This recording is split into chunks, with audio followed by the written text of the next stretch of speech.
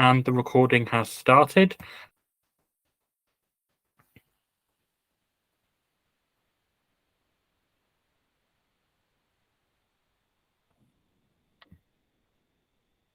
And the recording has started. Hello, everyone, and welcome to this podcast that me and Call of a Shield Maiden are doing. And we're discussing the topic of community building for the Sensible Centre. This topic has been discussed previously by Poe the Person on Women's Hour, and we're going to leave the link to that in the description. So do you want to introduce yourself, Charlotte? Well, I wouldn't really know what to say. I don't usually get asked to introduce myself. Well, you're quite an interesting person, so maybe you introduce me then. Okay, this is Charlotte. She goes by the YouTube and Discord handle Call of a Shield Maiden. She's from Australia. She's just moved to the UK. She grew up in a Mennonite community, is that right? Yeah, and I've lived in Hutterite communities as well. Yes, so she knows quite a lot about living in communities that are, shall we say, outside of the norm, that have their own way of living that is as much as can be reasonably possible outside of the main system. So that's why I've got her on here, because she's very interesting to talk to. Yeah, I would say that's correct. Also, your favourite animals are pangolins. And cats. And cats, yes, the devil creatures. They are not. Okay, pangolins won't eat me alive when I die as an old single lady, but cats can, so I need at least one. No, you want to be buried with dignity. Do I, though? Yes, you do. Have you got anything to shill? To shill? Yes, people can check out my Substack where I write spicy things. Right, my shilling is, there's my Substack. I'm not doing any articles regularly at the moment because I'm working on another project, which I'll talk about soon. But apart from that, there's my Twitter, which is @lawreading. So please feel free to check that out. I have a Twitter too, but I only have 2 followers on it. Okay, well, let's get you more followers then. So when there's the handle, I think it's @maiden_calls. Okay, fair enough. I'll try and look for that later. So when you went to the Bruderhof the other day, like yes. You told me only briefly what it was like. Yeah, I don't particularly want to go into that publicly because I just don't think it's relevant. And they let me in on the promise of privacy, and I wouldn't discuss it publicly or go to the media about it. Oh yeah, yeah. Well, let's not do that then. But I was interested in, just because, like, obviously I've lived in these communities and when I was a kid, so to me all of this stuff is normal. But for you, I was just wondering, like, well, not only going there, just generally speaking. Yeah. Like, so what do you think of that type? Because it's living in a community is wildly different to what is the norm. Yes. I mean, I grew up in the countryside as well from the age of 5 onwards because I moved to the Isle of Man. So I do know what it's like to live in a community where everyone knows your name and the old ladies are constantly in your business and you help your neighbours and they help you. So I do know what it's like. However, I don't think I've lived in a strict religious community or in a community where social norms are strictly adhered to. Well, I think the big difference between what you're describing and what I've experienced is, like, certainly. In religious communities, like, you don't have your own money, you don't own a car. Yeah. Half the women in these, like, Hutterite communities, they don't know how to drive either. Because there's so many people around that they don't need to learn how. Yeah. Well, that's fair enough. I mean, my general view on communities like the Bruderhofs, the Mennonites, and the Hutterites, from what I know of them, is it's not for me. It's an interesting way of living, but it's just not for me. But which aspect of it is it for you? Is it having no personal bank account, or is it living on a shared patch of land with someone of similar interests? I certainly think not having a bank account and not having your own property certainly does put me off. Now that I have money, I would agree with that. Yes, because having your own money gives you a certain amount of freedom, which is very difficult to give up. Because I know the Bruderhofs claim that it's all equal. Yeah, don't believe that. Yeah, I don't believe that for a second.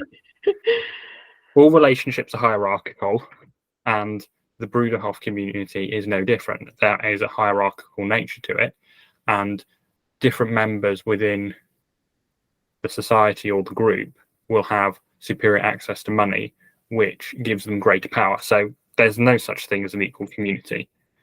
From what I know of their hierarchy, it's like, because often with these groups of people, the man who's the minister, his son might become a minister as well. So there's kind of family groups that have, you know, leadership and power, but it's more for different, like many generations type of thing. So there's like, I don't know if it's like an upper class and then a regular Hutterite, but it's, I've briefly came across that kind of thing.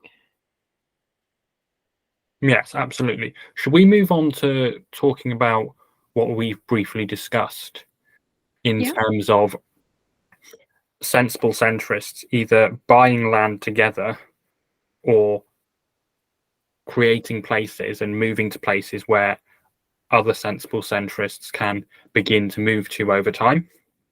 So a place that's cheap. Yes, cheap places. Yeah. Shall I go through some of the options and discuss them? Yeah, sure. So in the UK, there is grants available for people to live in the islands of Scotland, which, if you don't know, are probably some of the most remote parts of the UK. I was discussing earlier that most places in the UK are not that remote. Yeah. You are no more than a day's journey by train, car, and bus from just about any city in the UK. However, there are exceptions to this. So the Isles of Scilly are an example. If you don't know, those are, if you know where Land's End and Cornwall is, the Isles of Scilly are just off Cornwall. And you have to take a ferry, which is a 2-hour ferry journey. And then you've got to get the train up to London. So it's down south? It's the most southerly point in the UK. So do they have good weather down there then, as opposed to up north in Scotland? Yes, when I was there, the weather was boiling. Okay, that sounds excellent. Yes, I hate hot weather. That's the ice climber in me. I just hate it. But the number of places in the UK that are seriously remote, especially if you have a car, is very few. So the Highlands of Scotland, the Central Highlands, and some of the land on the very north coast of Scotland. But places like the Lake District would be quite remote, and North Wales as well, Snowdonia, the Black Mountains, would be quite remote if you didn't have a car. But if you have a car, you're no more than a day's journey away from just about anywhere else in the UK.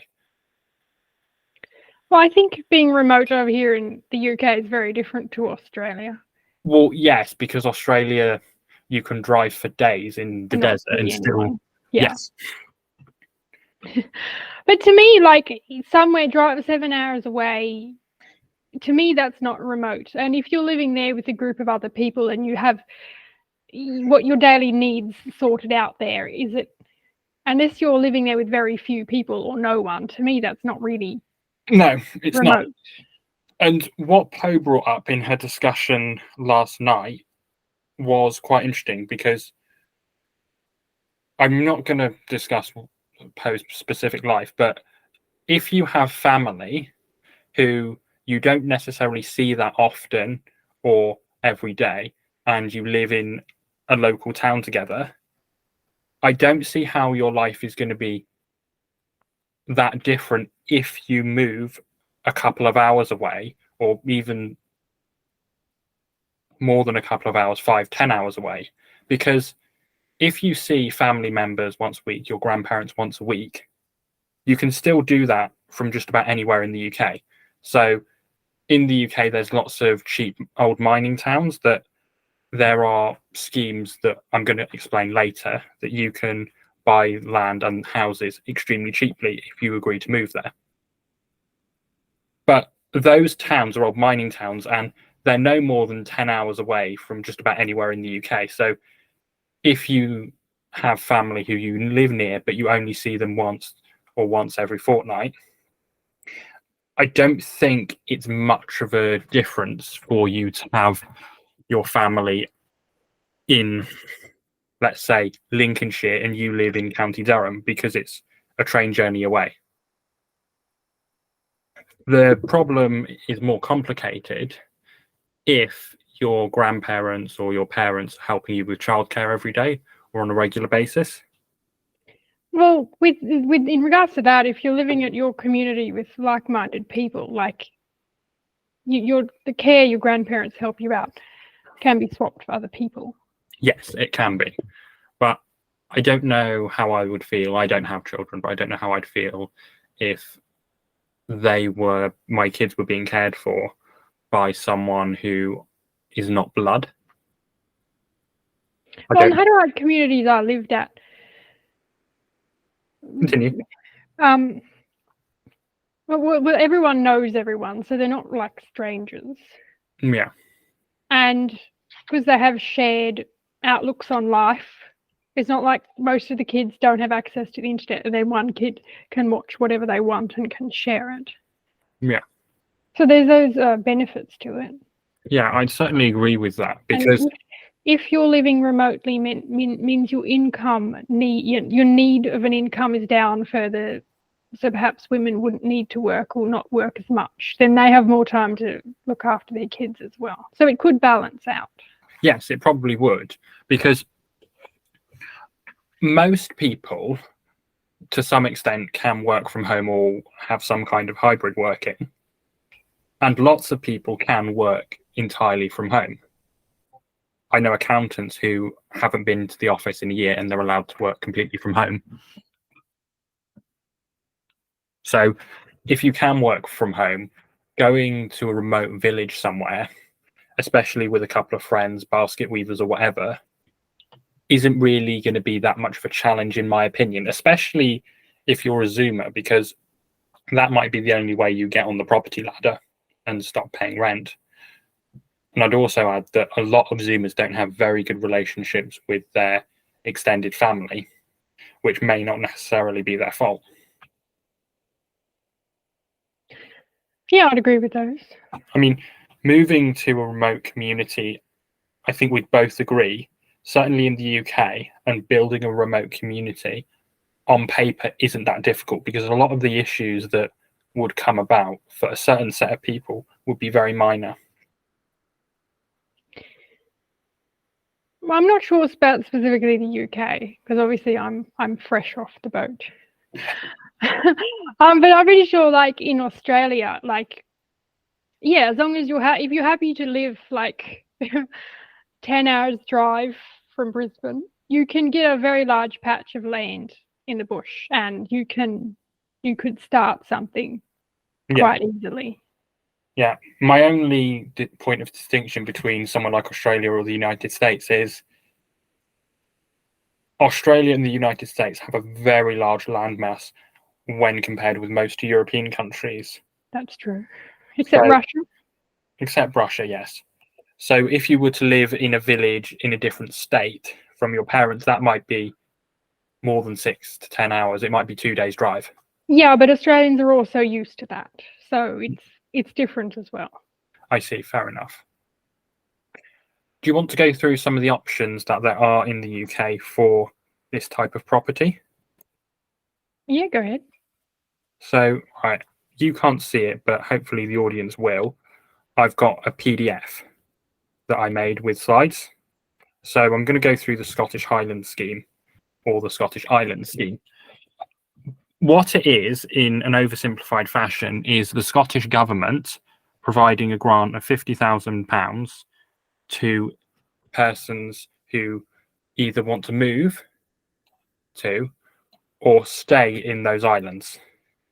And the money can be for buying a house, starting a business, or anything that is economically productive.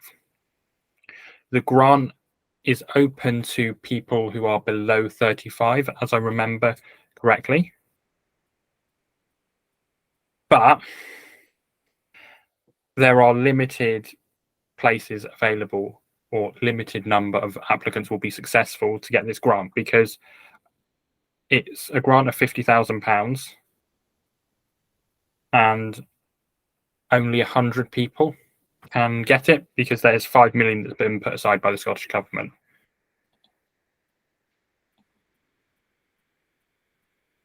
For this scheme. So in terms of building a community of people, I think it'd be very hard to take advantage of that scheme. I don't know. Can other people not move there without the government's permission? Oh, other people cannot move there without the government's. Other people can move there without the government's permission, especially if they're British citizens.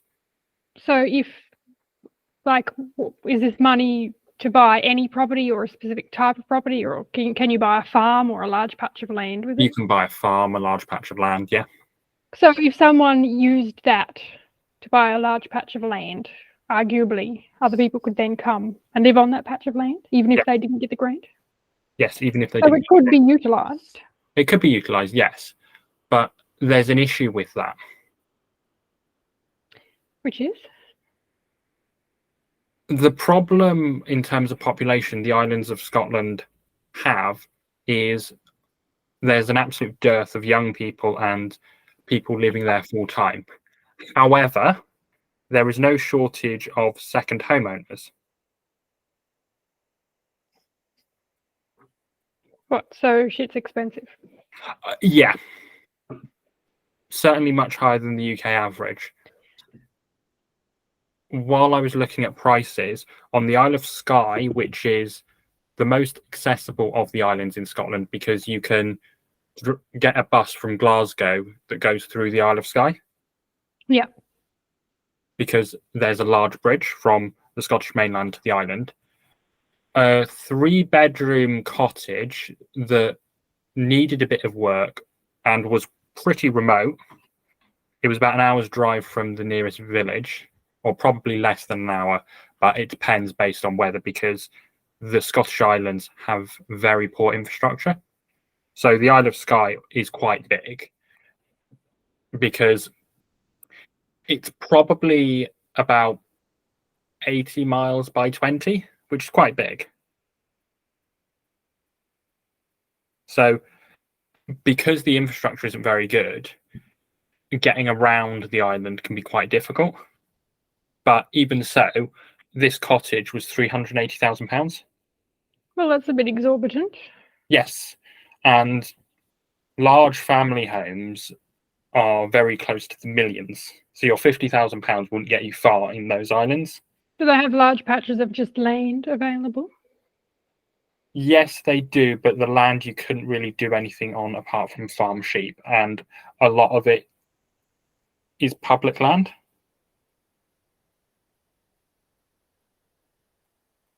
I suppose that makes it a bit awkward. Yes, it does. But like, other than farming sheep, like, what kind of things would your hypothetical community want to do with the land? You could open a tourist business, which would be very lucrative. So you want lots of random strangers coming around? No, you wouldn't, but I'm just going through ideas of generating money. But in this hypothetical situation, people can be working from home via the internet, right? Yes, but you'd have to be making quite a lot of money. It's the young people they want in these islands, because the population of permanent residents is extremely old. It's much higher than the UK average, because the young people can't afford to buy there and just move.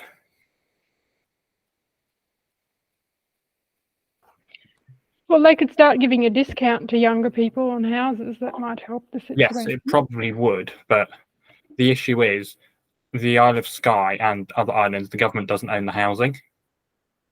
So this grant is a way of trying to give young people a leg up, but because is it, or is it just not enough money considering the house prices? It's not enough money, no. Okay.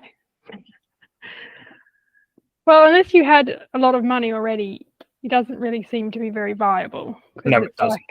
It's like it's not enough money to get you either a large house or enough land or whatever. Yeah. So generally, the Scottish scheme is quite unproductive on the face of it. Are there no other islands where this is where the prices are? Because I thought the Isle of Skye was like world famous, popular tourist, etc. Yeah. Are there other islands no one knows of where it's cheaper and houses are for sale? There are a few islands in the Scottish island system that they will actually pay you to live there. I can't remember the names of them, but they pay very few people to live there because they're basically deserted islands. So what's wrong with one of them? A lot of them are nature reserves, so you're paid to manage and report any problems. Are there any that aren't? As far as I know, no. So you've got places like Orkney, which are slightly cheaper, and places like the Faroe Islands, which they're a lot cheaper. The Shetland Islands are quite expensive because they're quite touristy, even though they're very remote. You've got the Outer Hebrides. I mean, the island of Skye property prices are higher than other places, such as Orkney, but they're still quite expensive in the other Scottish islands. So I don't really think it's very practical for us to consider moving or setting up a community in the Scottish Highlands or the Scottish Islands. So despite the fact they're remote and everything, it's just for whatever reason they're either too expensive or they're nature reserves, so you can't do anything with the land. Yeah, that's pretty much it. Okay, well that sucks. Yes.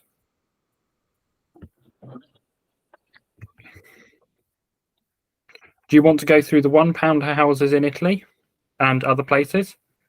I mean, I know I'm a foreigner in these lands, but still the idea of going to somewhere actually foreign is, I don't know, unappealing. Yeah, it's unappealing. There's a reason I came here to England and didn't go to the US. Yeah, it's unappealing to most people, but I'm still going to discuss it. Yeah, go ahead. I'll discuss it vaguely and maybe go into more detail. But all over Europe, in Greece, Croatia, Italy, Spain, there are villages and towns where property prices are extremely low. And not just that, the councils and local governments of these areas are making property prices extremely low for young people to move there. So the catch number is £1 or €1 houses. But you do have to pay to fix them up, don't you? Yes, you do. But you also have other schemes that are in place. So there is a province of Italy on the south, in the south east of Italy, where they are paying people to have children move there if they're below the age of 35 and they buy a house that predates the 20th century. It's a means of looking after the buildings.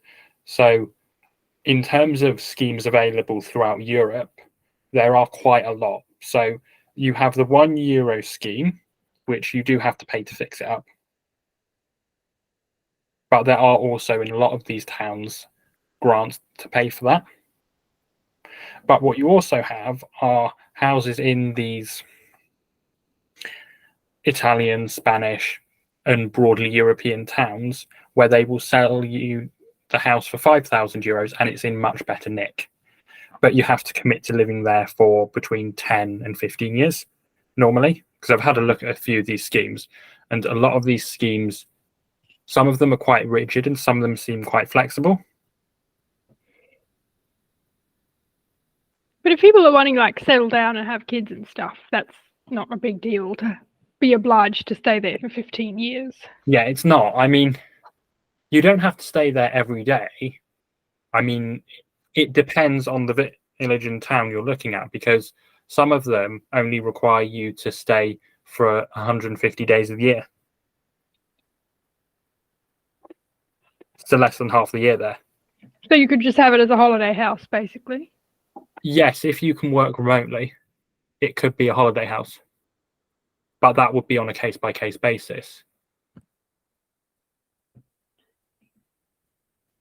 Okay, well, I mean, I just wish something like that was available in the UK. Because, like, I'd go pay £1 to get a house and fix it up, even though I don't know how to fix up houses.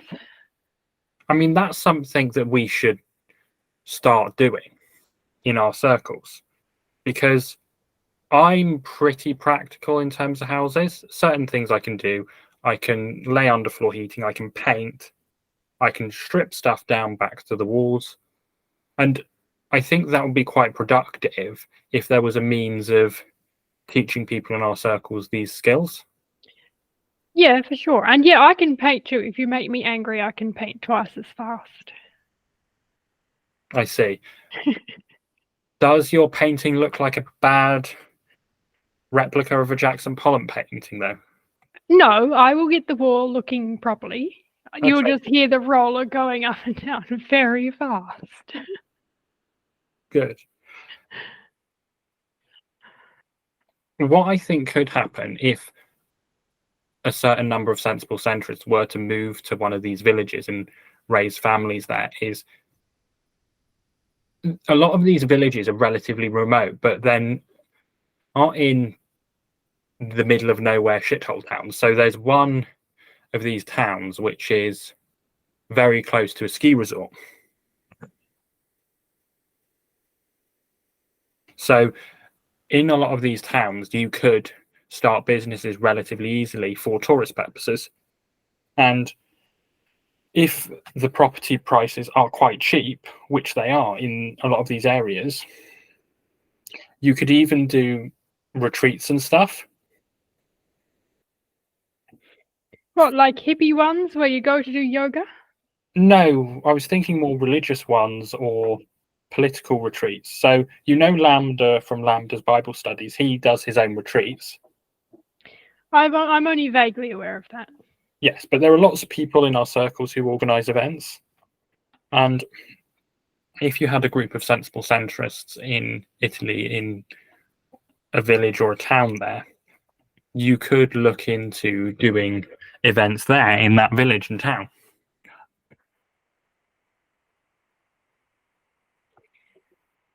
Yeah, I suppose that would work. Yeah. And also, if you're working remotely, and I do understand why lots of people in our circles don't like that idea. I do understand that an essential aspect of what makes a people is the land and the people's relationship to it. But it is a problem that we live in the world we do.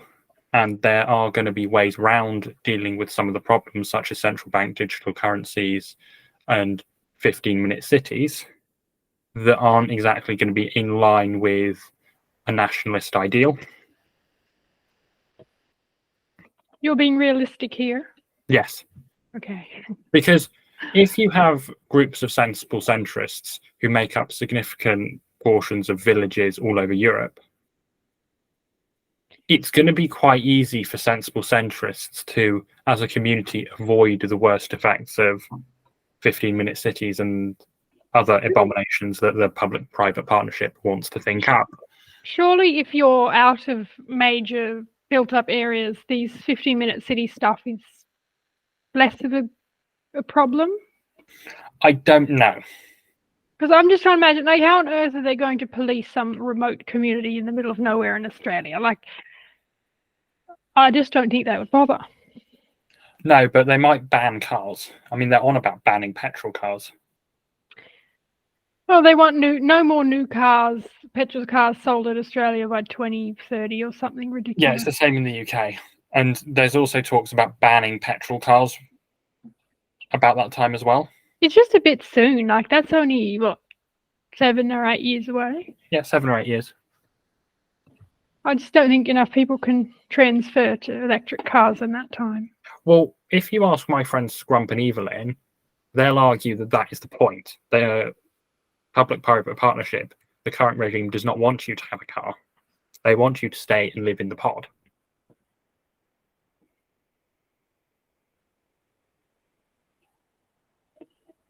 the term that gets thrown around a lot in those circles is the suffering is the point. You still with me? Yeah, I don't. Are you sure they're trying to make you suffer for suffering's sake? I would have thought there's something to do with money or power and control behind it. Yes, those are both significant factors, but I would make the point it is quite common throughout history for elites to enjoy making people suffer.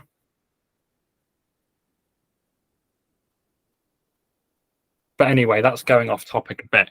So do you want to talk about the options there would be in the UK for cheap housing and cheap land to be bought? Yeah. So there's a town in Durham, or there are quite a few towns and villages in Durham and other parts of North England and Wales that are former mining towns, where the local councils have offered houses for sale that are £5,000. I mean, there are even places in the UK where they have tried the £1 house thing. So how does that work out, though? Right. In most of the cases, whether it's a £1 house or a £5,000 house, it comes with an agreement that you will refurbish the house and live in the area. And you'd have to refurbish these houses because a lot of them that are for sale for £5,000 or a tokenry amount. They're trash? Basically, yes. They're good buildings. They're good, solid buildings. But are they like cute brick cottages, or are they ugly things built after the war? It depends on the area. So there is an area in Northumberland where they have cute slate cottages or granite cottages that are all terraced because they used to be for miners and fishermen. Yeah. But the issue with those places is because they haven't been lived in for 40 years or so. Oh, you need to redo everything, including the plumbing and the wiring and like the whole lot? Yeah. So is that what's preventing them from being snapped up? Is it just the sheer abilities you need? Yes. To fix them? Yes, and they're not dirt cheap either. So you could have someone who is very practical buy one of these houses for £1 and redo it with a couple of his mates and so on. But a lot of these houses aren't £1, they're 5,000, 10,000. But to me, 5,000 or 10,000 pounds is nothing. No, it's not, right. But they'd be quite difficult to mortgage, as far as I can tell, because you don't know what the value of the house is going to be, especially if you've put lots of work into it. So you might put 20, 30 grand's worth of work in it. So what do you mean by mortgage? If it's only £5,000, can't you buy that outright? Most people, well, a lot of people in our circles could. Maybe not the Zoomers, but they certainly could. But it's a £5,000 house that needs 20 to 30 grand's worth of work doing to it at least. So you do need some extra cash? Yes. And getting a mortgage for that amount of money, say £50,000, and most of it is going to be spent on refurbishing the house, is going to be quite difficult to get because... So there's no other types of loans that you could get that isn't a mortgage? This is an interesting point. A lot of these areas where these houses are for sale for low amounts, you can contact the council and negotiate it. So I would think in the UK it would be a lot easier for, hypothetically, let's say there are 10 basket weavers who want to take over a mostly abandoned village in the northeast of England or Wales or wherever and redo a couple of houses and start living there, and they can work from home, and all that other considerations are perfectly fine and dealt with. It is possible for them to negotiate getting the houses for pennies and also being given some kind of bonus or grant for the refurbishment of the houses, because that's what they do in Italy, or that's what they're doing in a lot of these Italian and Croatian villages. And also, if the people moving, like the basket weavers moving there, have these skills, then they can just help each other. Yes, certainly. That's certainly possible. But from what I see of basket weavers, we're quite a long way away from that point.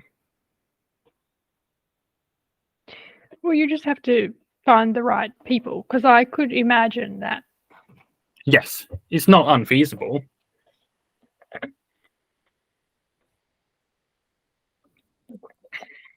Because even if someone could do if someone could do plumbing, for example, then you only have to go and pay someone to put the wiring in. Yes. That means your costs are lower. So, it's not basket weavers doing everything perfectly, but it still would cut down on every little thing, cuts down on the cost. And like teaching someone to paint is easy, Yeah. Once the walls are up, you don't need a tradie to paint them. No, you don't. And I think you need very little skill to, I don't know, put a kitchen sink in, Yes, I would agree with that, especially when some of these houses are over 100 years old.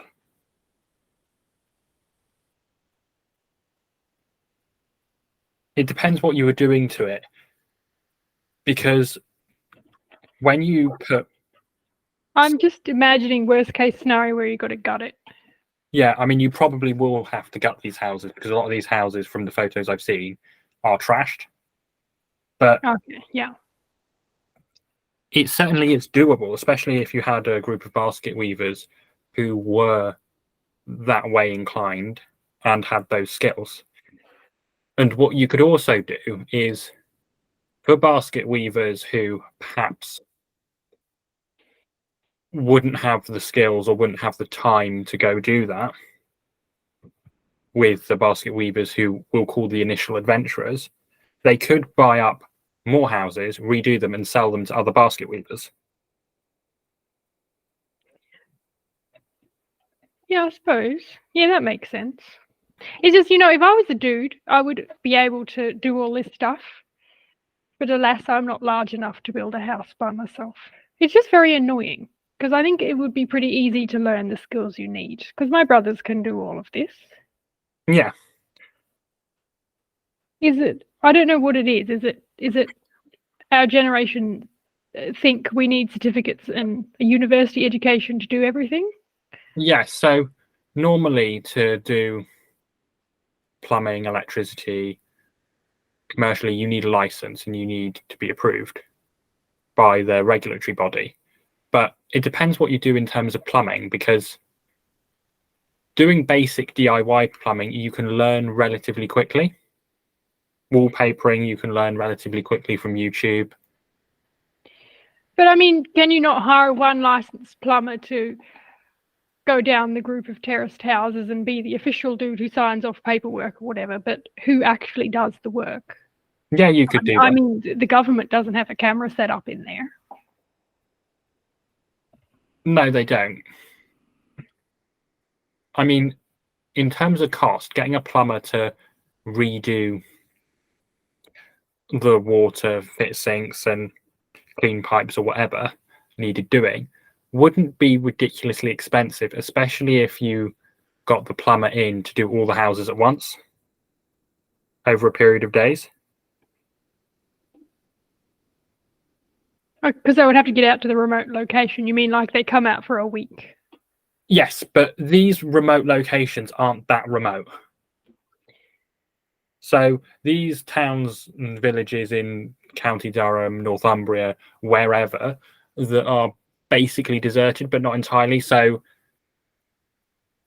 in some of these places, 90% of the houses will be derelict and unused, abandoned.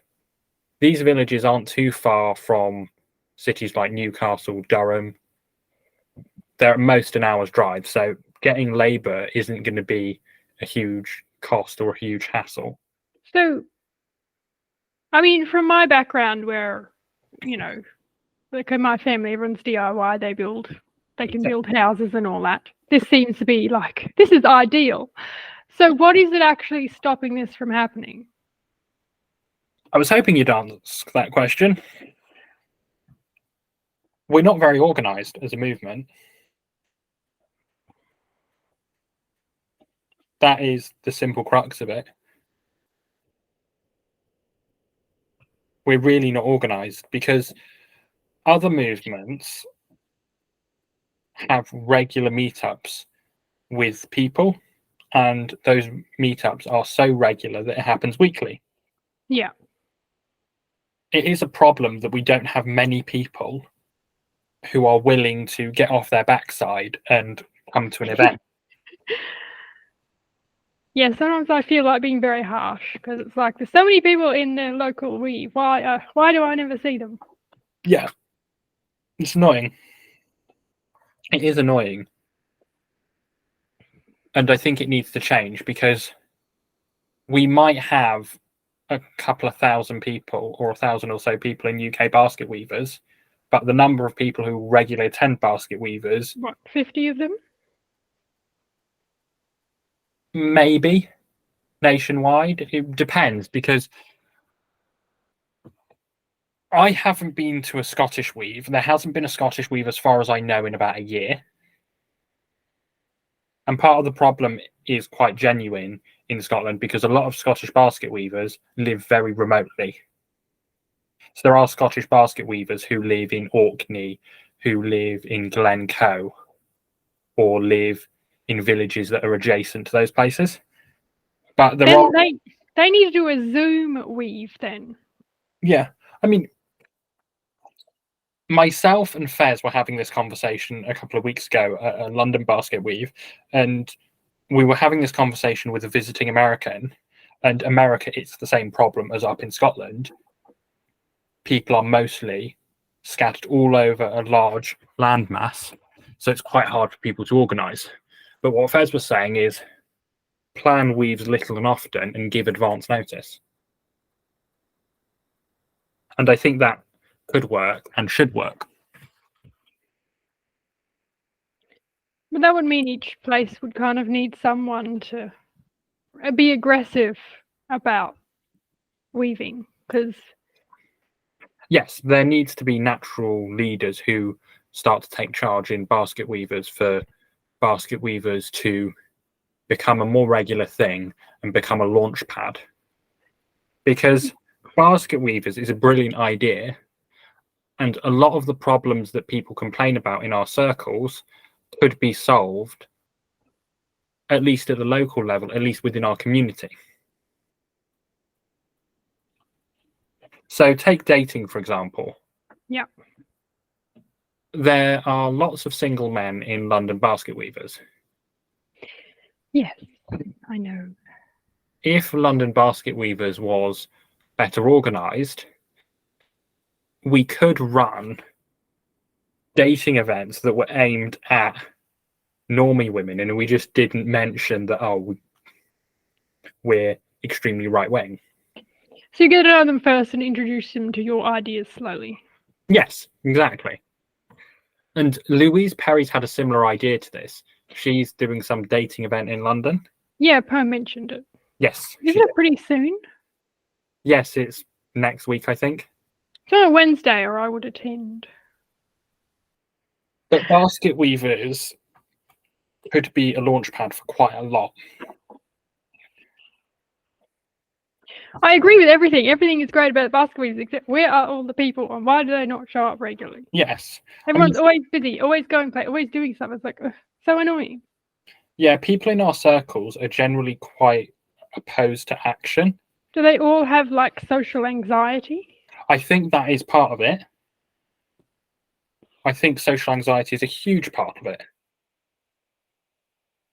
Because a lot of the people I've met in our circles at actual events are fine, but a lot of people I've interacted with online sound like they have some kind of autism or issues like that. Like me? No, worse than you. You're still good to get on with and fine to talk to.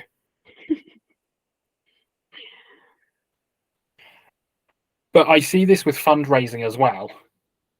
There are lots of little projects going on in our circles that are good projects, good people working on them, but the people heading them up are afraid to fundraise. And fundraising is extremely difficult, or can be extremely difficult. But for us, we've got a very significant and a very large online presence. So crowdfunding £30,000 here, another 10,000 here, £30,000 here, shouldn't be that difficult. So why are they scared of fundraising? Just hire me to call people up and I'll get money out of them. Yeah. Well, a lot of the people I've spoken to, it seems to be quite excuse-minded.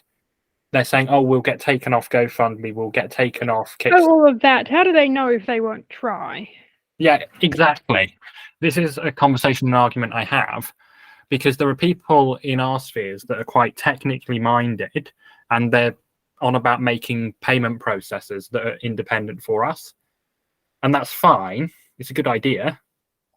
But the problem with it is it takes a lot of their time. And any payment process that they create, it's not going to be as convenient as GoFundMe, PayPal, and that type of thing. Isn't there that one that the Canadian truckers used after GoFundMe shut down? Surely, like... Yeah, I can't remember what that one's called. Isn't it Give, Send, Go? That's it. Give, Send, Go. That rings a bell. Like, what's wrong with just trying that out? See, plus, if people aren't loudly advertising their dissidents, surely it's just, okay, this person wants to raise funds for their art project. Okay? Yes, I agree. What's the I big certainly deal? do agree. Even content creators struggle to ask for money for specific projects. So it's a lot easier to get money out of people if it's for a specific project. And because of my legal background, I've been encouraging a lot of influencers and a lot of people in our circles to try and build a legal fund for them. So I've told numerous content creators to do this. And I've also told them to do other things, which I won't go into. But building a legal fund for paying legal costs, especially if you're someone who's got quite a lot of subscribers on YouTube or a very significant presence, should be easily done. Because take someone like AA, he's got 50,000 YouTube subscribers. If everyone in his subscriber list paid him £10 for a legal fund, he'd have £500,000 that he could put in the bank account or wherever. So Yeah. when it was needed. And to a lesser extent, that's true of basically everyone who's a content creator. I mean, it's certainly true of Carl, because you know what happened with Carl getting defamed by the BBC? I know something vaguely went on. Didn't some woman write some article? It was claimed by the BBC in a podcast that Carl had made rape threats when he hadn't. Okay, he made some stupid comments, but that's not the same thing as making rape threats. Yeah. And Carl should be in the position, it would have been prudent for Carl to get himself to this position where he could just hire a lawyer and take formal legal advice and perhaps initiate legal proceedings. Because it's not a good idea to allow journalists to make those kinds of claims about you, because eventually it becomes the believed truth. And if it's the believed truth that you are sending rape threats to MPs or have done, you could risk losing your kids, you could risk being put in prison. And okay, if he got prosecuted, he would be found innocent, or he wouldn't even be charged, because he was visited by the police after he made those comments and he was not charged. But for someone like Carl, who is in a position of some strength, I think people like Carl need to be able to make a stand and draw the line with the media, because if they can get away with that type of thing with Carl, they can certainly get away with it with you and I. I mean, we're seeing this with bank accounts at the moment. You know, Nigel Farage got his bank account shut down, or the bank threatened to shut down his bank account. Yeah, I heard of that. For political grounds. This has been going on for ages. This happened to the BNP before I was born. This happened to Laura Taylor a couple of years ago. This happened to Mark Collette. This happened to loads of people. There was a successful legal case brought by the Christian Legal Centre, and they were successful in winning a case against the bank for shutting down the bank account of some Christian group. But that kind of thing, that legal action, needs to be taken across the board, and that needs money. It needs organisation.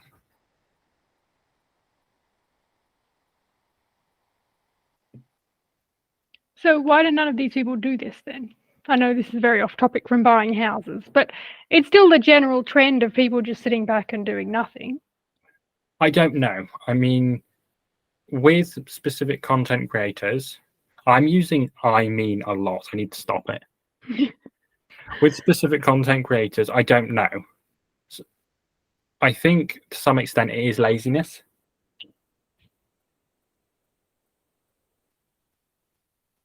Not saying that they're lazy, but everyone is lazy to an extent. Yeah. What were you going to ask? No, I was just agreeing with what you're saying. The fundraising point is an interesting one because the buying of the houses in some of these places in England would be much easier if there was crowdfunding available. In the podcast with Poe Wamanow last night, it was discussed, what do people get for their investment? But if people are only giving a trivial amount of money and it's lots of people doing it, it's a lot easier for money to be raised. Yeah, like when I call people on the phones, it's like they'll donate £5 a month or something. Yeah.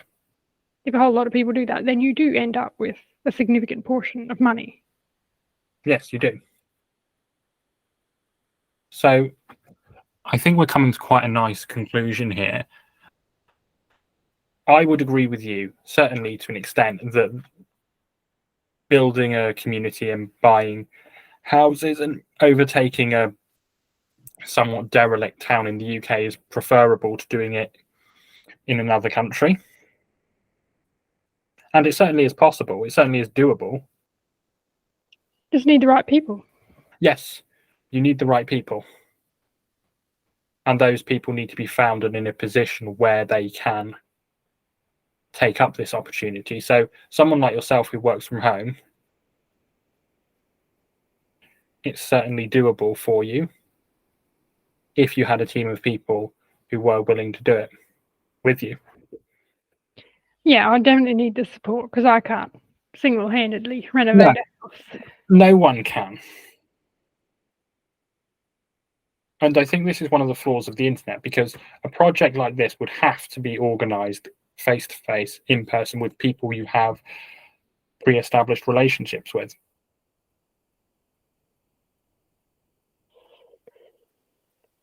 And so because people can't meet up, you can't start this project. Yes, that is a significant factor as to why retaking a town, retaking a village is not going to be an option for the foreseeable future. Well, that sucks. I thought it sounded exciting. Well, it is exciting because there are steps we can take now that will make a project such as the one we've discussed easier in the future. So, encouraging more people to take part in basket weaving, doing activities in basket weaving that are perhaps educational.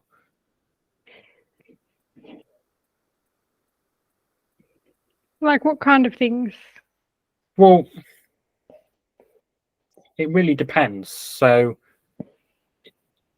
if there was to be a multi-day weave where you were to go to a farm and learn how to do basic animal management. How to not be scared of cows. Yes, I agree with that. Why? Are there some basket weavers who are scared of cows? Don't name them and shame them, but I just think I've just come across a few men in my life who kind of scared of cows. I know it's not very manly at all, because I'll walk up to cows, slap it. I don't care. But it's just when people, especially men, are scared of cows and like, oh no, when the cow starts walking towards them. It's just a bad look. yes, it is. And what is discussed a lot is having a farm. managing certain animals are easier than others. So managing goats, ducks, and chickens is quite easy because they're relatively self-sufficient. You can get a dog to mind them so foxes won't attack them, whereas sheep and cows and pigs are quite difficult to manage. But there are enough farmers in our community who I have met who are very nice people who could pass some of those animal management skills along. It just takes dedication to learn, and if people have work other jobs, it's got to be harder for them to learn farm skills. Yes. I mean, having a beef herd isn't something that anybody could do if it isn't a full-time job, but having some goats, or even a decent number of goats, a large number of chickens, and a large number of ducks is foreseeable. Because what they're doing in the UK, I'm not sure whether you're aware of this, they're reducing the number of birds you can have before you have to be registered. But surely if you're in a remote area to begin with. Yeah, you have to be registered because otherwise the Department for Agriculture will come after you. And this is apparently because of bird flu and that type of thing. Sounds like garbage to me. Yes, I agree, it's garbage. But because people have to register animals or birds when they've only got 2 or 3. Is it really that few? I think it's 6. I can't remember. Yeah, but if you have your community, like, of people, I mean, 6 birds each family, come on, you have a huge flock then. Yes, but it's just as easy then to have 20, 50 per person. Well, you wouldn't need that many. Well, I eat a lot of meat. But, like, I'm just thinking back to when I was living on the community. Like, they had their chickens. They actually made money selling the eggs. But they would just do things like have a bunch of turkeys, raise them, and then butcher them all. So you have these animals for, I think it's 2 months maybe. Like, it's not very long before the turkeys get to full size. So it's not like you have to have all these animals all year round. It's like you have a flock of turkeys for a few months, raise them up and butcher them all. Yes. And I'm pretty sure, I mean, you can eat all the meat in the world, but come on, like 50 turkeys, how long will it take you to get through those? 50 turkeys, the average turkey will be 5 kilos, so probably about 100 days just for me. You want to eat a whole turkey every day? Well, I don't want to. I have to. Because of the epilepsy, my metabolism is super fast. Okay, then wherever you live, you need 100 extra turkeys just for you. But the rest of us can eat 50 turkeys in a year. Yes. Or deer stalking. That's another thing, because the UK has an abundance of deer. But doesn't that take time and energy? Do you want to run after a deer for hours? No. Well, I do that as a hobby. So you might as well, like, bring back the actual deer. Well, I already do. Okay. Because I've got good butchery skills. I've always been relegated to plucking chickens. That's what happens when you're a child. You just have to pluck animals. You don't get to do anything exciting like carve up a beast with a knife. Did you not learn to do that? That's awful. Well, I was young, and that's something men like to do. It's like if you're butchering a cow, men aren't going to stand around while a woman carves the beast up. They're going to do it. I learned to butcher small game at 5. Well, I know how to pluck a chicken. I can do that. Yeah, that's impressive. That's certainly better than most people, but it's still sad that you didn't learn. Did you ask? No, because it's all a bit gross, isn't it? No more gross than humans. Well, I don't have to butcher them either. No, you don't, but you see my point. No, I don't. Well, as a human, you make smelly waste stuff. Animals do it. Look, if I had to, I would do it. Just having a lot of siblings that are older than me and everything, it's just not something that I was trained to do. I see.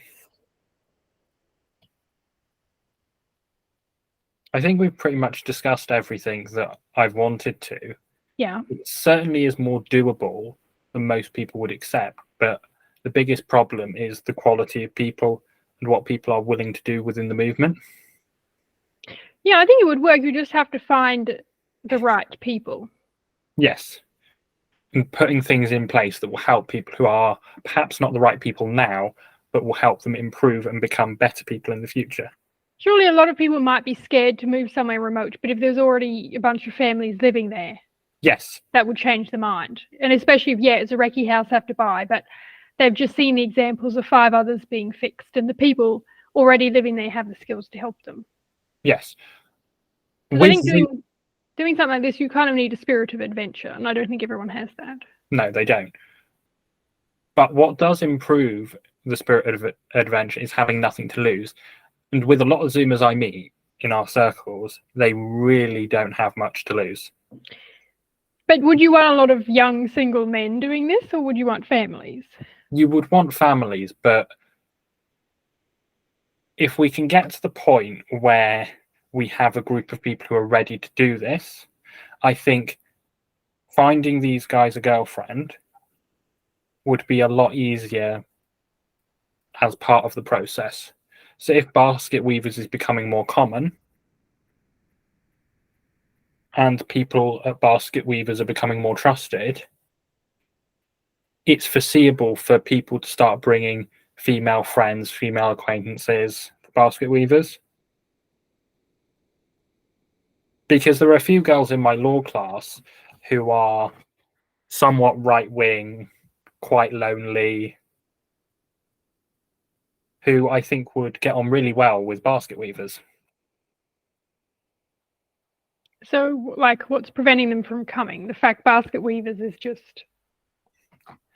What's preventing them from coming is probably they're not aware of it, because a lot of the right-wing sort of church girl types in my law class are really into the whole tradwifery stuff. Yeah. So it's weird because Mary Harrington and co make really good criticisms of the tradwife thing, but what it does is it makes women in my law class more willing to want to have children. And if you were dating someone who is watching someone LARP on the internet about being traditional and being conservative, that person is probably easier to convert into being a sensible centrist than someone who has not been. So my point is, there are a lot of Zoomer women who are somewhat of the way there. They just need guiding to shore, if you will. Well, I think for women, from my experience with basket weavers, because, like, you know, I joined the basket weavers and they just shared stupid memes about women, which wasn't very welcoming. No, that's not. I agree with you. That's stupid. That should be kept to a minimum. Because, yeah, if there was more women, like, I want to make friends and stuff, but it's really hard. Everything's a dude. Half of them are single. You don't know if they're hitting on you or not. Like, I think if there was more women around, more women would be attracted because there was women already, you know? Yes.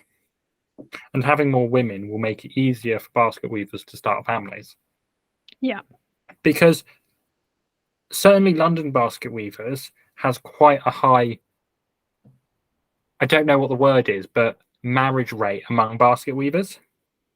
Because what? Yeah, wasn't there 2 couples that got married or something? That met at basket weavers, yes. And that as in just recently in the past year or so. two. Yeah. Yes, certainly. But I just think, like, with London, it's like everyone meets up and stuff. Yes, whereas I don't know. When I was on holiday in Cornwall, I wanted to go to a basket weavers. Yeah. But there are no active basket weavers, or there were no active weaves when I was down there. And most of the people who were in the Discord didn't answer any of my messages. That's disappointing. Yes. So it's just a case of building up basket weavers, I think, so we can get to the point where basket weavers have a better chance of finding a girlfriend, and their skills can be improved by other basket weavers so that it is possible in the future for us to start moving to villages and other places so we can be close together. Well, if you're gathering a list of names of people who want to move to the middle of nowhere to buy a $2 house and fix it up, add my name to the list. Okay, I will do. But I'm not creating the list yet. Well, look, there's one hopeful here. I'm sure others you will come across. Yeah, if anyone watching this is interested in undergoing a project like that, please come to Basket Weavers. Please email me. I'll leave my email in the description. And generally, don't be a stranger.